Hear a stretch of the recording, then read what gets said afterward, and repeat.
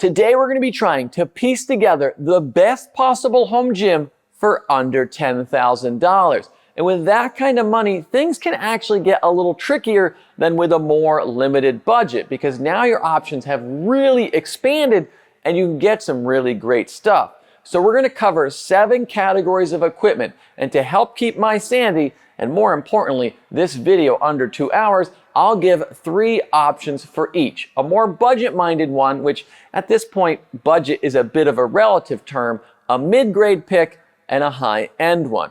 Like with our other build videos, that rule is going to last about 36 seconds as I try to justify my spending. So who better to give you advice than someone who has no idea what the word budget means?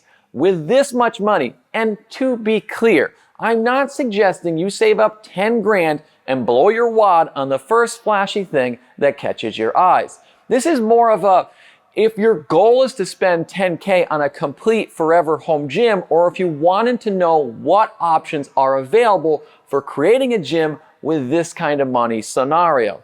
The difficulty here isn't that everyone's wants and needs are going to be different depending on their training style and physical space they've got to work with. It's that if you spend a lot in one area, let's say on a high-end power rack, then you'll have to cut back in another, like on a functional trainer, for example. If you're interested in any of the items in this video or of our reviews of them, I link them all in the description. But enough of the setup. You've got things to do, and I've got to pretend I've got things to do. So let's get this started. I'm going to cover dumbbells first, not because they're the most important, but because this is one of those areas where you'll have to make a tough choice, as you can spend a third of your budget here or save it for another area. For me personally, I've got the space for a full set of fixed dumbbells, but the budgeting ability and self-restraint of a teenager, so it took me about 2 years to complete my mismatched set.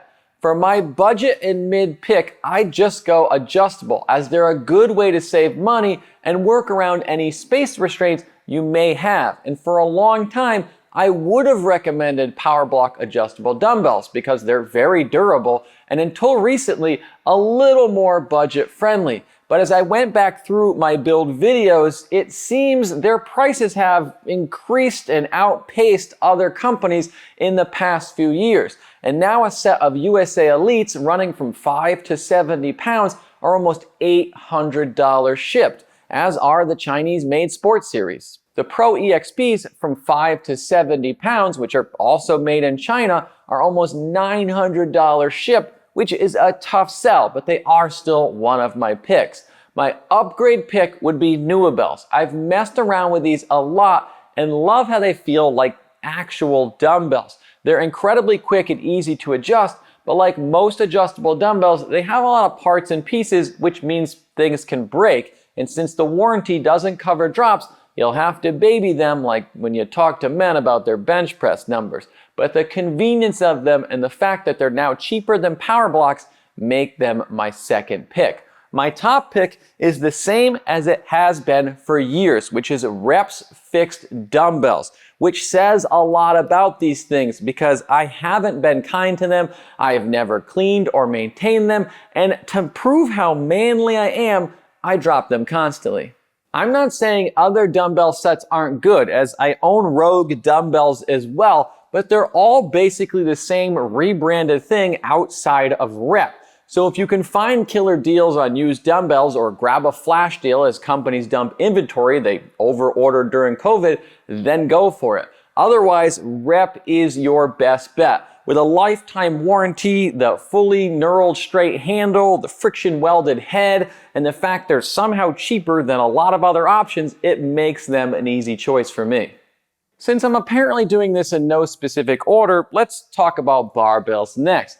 I'm not going to say I've got too many bars because that's blasphemy, but I will say I've worked a lot of shafts in my day. And after spending a while reflecting back on all the good times I've had with them, I actually realized that picking a bar outside of my top 2, so a bar under $300, is really difficult in this price range. It's not that there aren't a ton of great options, but if you're able to set aside a little bit more money, I'd 100% skip my budget pick. There are a lot of budget-oriented bars that are all similar in quality, whether it's the Wonder Bar, the Bells of Steel multi-purpose bar, the Rep Saber bar, or another variation. The truth is, it probably doesn't matter which you pick. They're good bars for the money, though I'd probably give the nod to the Wonder Bar since it's essentially a copy of the Ohio bar. Which brings us to our middle and top pick, which were the easiest things in this video to decide on. And in reality, they're on the same level, so the one you choose will be based on your style of lifting. Rogue and I have had our issues in the past, but where we've always gotten along is with their barbells. In my opinion, Rogue is still the king of bars. So if you're doing more Olympic style lifts with higher rep ranges, I'd get the Ohio bar. This is my oldest barbell and I'll never get rid of it. And it's universally accepted as the best multi-purpose bar out there. As for finishes, if you can't swing the stainless steel, I'd take the E-coat because in my experience, it tends to hold up a little better than the black oxide or black zinc like this one has. My other choice was just as easy as the first because I absolutely love my Rogue Ohio Power Bar. It's easily in my top 5 pieces of equipment I've ever owned. If I've made one home gym mistake, it's not getting this thing in fully stainless steel, as mine has a stainless steel shaft and Cerakote sleeves, which I now have to maintain as the finish has worn away, and I haven't been able to convince Winnie to let me buy another one, but that doesn't mean I'm going to give up trying. The knurling, machining, and specs and overall build quality in both of these bars really are second to none. But if I was forced to choose only one bar, this is it, and it's not even a hard decision. Plates are where you're going to get penalized the stronger you are, since you'll need more of them, which is why I've strategically picked to stay small and weak my entire life. And I really appreciate those in the comments that have recognized my hard work.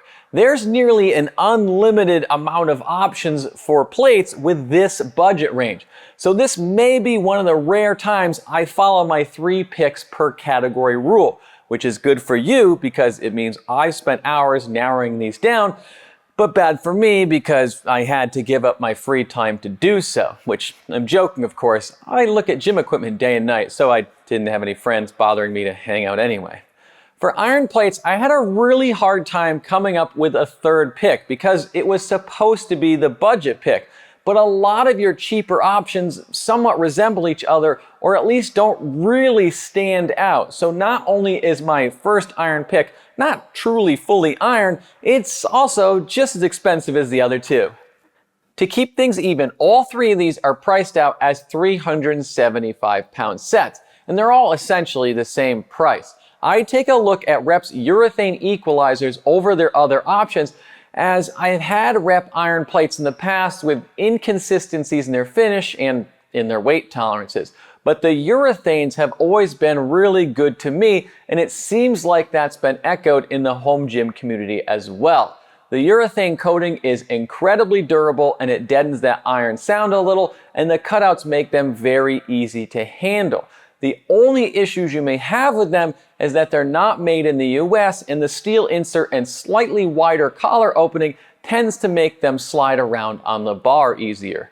Next up are my top 2 picks, and these are once again going to come down to your preference as they're both exceptional plates. We did a detailed review comparing these, so if you're interested, I'd go check that out as it'll go into more depth. But it generally boiled down to these being the best American-made E-coated machine plates out there. If you've got an affinity for history and love that deep dish look, you can't go wrong with Rogue's deep dish plates. They're easy to handle, the machining quality is second to none, and they're gorgeous plates that'll outlast your kids. But I will say, if you're like me and have an affinity for a nice backside, it may pain you a little bit to see how easy that finish gets beat up on this almost mirror-like back. Otherwise, you can take a look at the Strength Co plates, which are equally as nice and also are a good throwback to vintage iron. They're not as easy to handle, but the finish on the back should hold up better since it's rough and not machined, though the outside edge and inner hub are machined. Either way, these are both phenomenal choices that are never going to leave my gym. Which brings us to bumpers. The truth is, I lift because I lack the athleticism that real sports require. And bumpers are for people with actual talent that do Olympic lifts. The only skill I have is talking to a camera, and I'm not even particularly good at that. Jokes aside, my 3 picks here are going to be on the reserve side because I'm not sure this is the budget level I'd really start looking at urethane and competition style bumpers, as I'd rather spend that money elsewhere. In the past, when recommending bumpers, I'd have gone with Fringe Sport, but after putting their plates and Bell's plates, which I'm really doing great today, guys, side by side, I've changed my tune a little because honestly, these share a lot of similarities. They're both made from virgin rubber, which will keep the smell down. They have the same 1% weight tolerance, and they have a stainless steel hooked insert, which will keep this hub from popping out, meaning they'll last longer. They're not identical though, because the Bell's plates are the tiniest bit thicker, but I've got well over 1,000 pounds of Bell's plates between their deep dish, urethane, bumpers, whatever, and I've had overall very few issues with their plates, which isn't to say my Fringe experience has been bad, but the Bell's plates are a little bit cheaper, and if the quality seems the same, I'm going with the cheaper option. As to which should you choose, just like with the Fringe's lines, you can pick their black, conflict, or colored plates because they're all the same, just with a different look to them. So pick whichever you like best. Next, let's cover both flat and adjustable benches, and there's a lot of choices out there. I should know I own a lot of them. I've got more benches than chairs in my dining room, which is proof of a few things. One, I've got a problem, and we all know it, but we're going to keep encouraging me because it helps me save you money. 2, it shows how much my wife loves me, or at least tolerates me. And 3, I at least know something about what I'm talking about here, even if I have no idea what a budget is. When it comes to flat benches, it's one of our easiest decisions, as in my humble opinion, it really only comes down to 2 options. That's not to say there aren't other worthwhile benches out there, but as a guy who isn't getting paid inflated affiliate commissions, I'm telling you, it's these 2 in a sea of mostly copycats. First, let's cover your more budget-minded option, and that's this bench right here, Reps FB5000. It's been featured in most of these budget videos because it's that good. At $240 shipped, it's nearly impossible to expect more from it. It's got a good quality pad with a vinyl that has about the perfect grip to me. It's lightweight, has a tripod design, meets IPF specs, and it's sturdy. If you have this bench, I don't see you looking for an upgrade. But there is one better, though it's about twice the price. Enter the Rogue Monster Utility Bench with a competition or Thompson Fat Pad. The normal pad is okay, but I'd stick with the FB5000 at that point. With this pad, it's the only bench I'd debate upgrading to over Rep. It's still a tripod design, it is a little heavier, but it's even more stable, and it's made in the US and has a few options for how you want to build it. I stuck to IPF specs, but what really makes this bench is the upgraded pad, which features a higher quality vinyl, which has an incredible grip, actually kind of takes a little bit of getting used to, and overall the pad is on another level versus this. My Rep pad is probably going on 3 years old now, and it's starting to show its age, but with this pad, you're not gonna have that problem. It's probably not gonna help you bench more, or everyone would buy it, but that doesn't change the fact it's the best flat bench for a home gym. Which leads us to adjustable benches. And if you only have the space or money for one bench, it should be one of these. Though with this kind of budget, you could have both. This really could be a full video on its own, which means I'll make it into one to rationalize my bench collection. So subscribe so you don't miss that. But I'm forcing myself to pick 3 here, which means I really went back and forth for a long time and picked 4. For my budget picks, it's going to be the AB 4100 and 5200.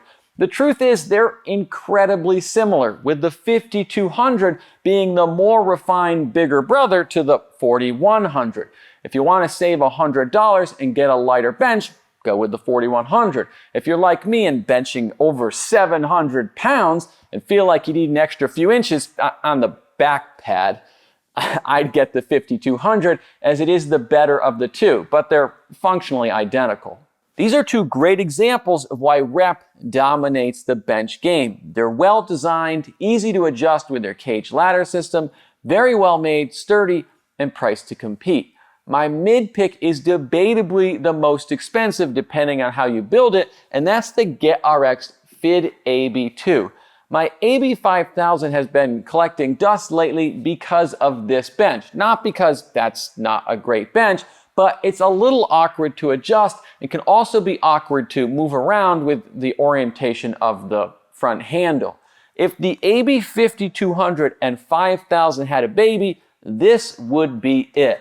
It's a ladder style bench, which means it's easy to adjust, but it also has the ability to decline. We'll be doing a full review and comparison of it soon, but it's impressed me enough to make this list, which is no small feat. My high-end pick is a bit of me forgiving Rogue for the pad they used to include with their adjustable bench 3.0, which they no longer offer, once again proving Rogue listens to all my feedback. This bench isn't perfect, as I still don't really love this pad, but many people do, and it is the best made of all of these. This is exactly what you'd expect from Rogue. It's rock solid, made in America, and features a highly polished and beautiful design. These are all great ladder style benches, so they're gonna work similarly. So I can't really say you'll get more from this bench than the others, but it is a bench that stands out in my collection. Okay, I've delayed the exciting stuff for long enough, so let's get into power racks. We've reviewed and covered most of these options several times, as Titan, Rep, and Rogue have had racks pretty much on lockdown for a few years. And that's not a bad thing, as they all make great options. And if you're lost as to what to pick, you can check out our various reviews of them or watch our Power Rack Buyer's Guide, which I'll link in the description. For this video, we're focusing on 3x3 racks, as that's the price range we're in, and those are the best rack lines companies offer. I will say, although I'm gonna make 3 picks here, there's really no wrong choice in the 3x3 world. For a budget pick, I'm going to go with the Bells of Steel Hydra Rack, because it's really just a clone of a Rogue Monster Light.